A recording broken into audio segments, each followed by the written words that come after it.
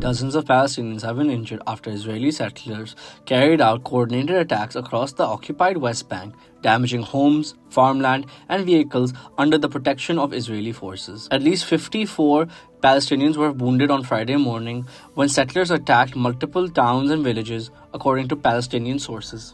In the northern West Bank, settlers assaulted farmers on their land near Talfit, south of Nablus. Israeli troops fired tear gas and live ammunition at residents who tried to stop the attack. Images from the area show shattered windows, damaged homes, and vehicles with smashed windscreens. Further south, near Ramallah, settlers destroyed around 300 Palestinian olive trees in the town of Tormas Aya, local sources told Wafa news agency. The attacks come amid a sharp rise in Israeli military and settler violence across the West Bank as Israel's war on Gaza continues. According to the United Nations figures, more than 1,050 Palestinians have been killed in the West Bank by Israeli forces and settlers since October 7, 2023. Human rights groups say tens of thousands of Palestinians have also been forcibly displaced, with Human Rights Watch warning that preventing civilians from returning to their homes may amount to war crimes and crimes against humanity. International concern has intensified after Israel approved new plans this week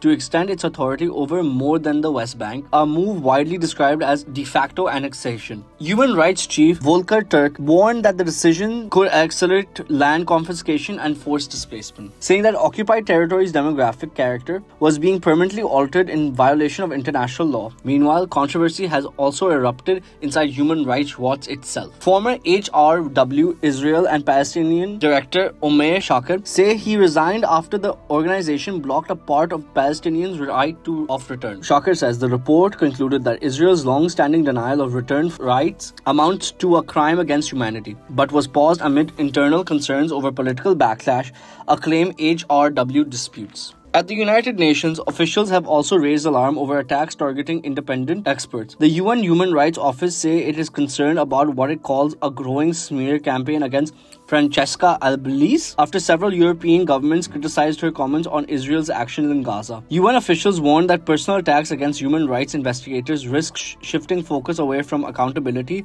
and the humanitarian crisis facing Palestinians.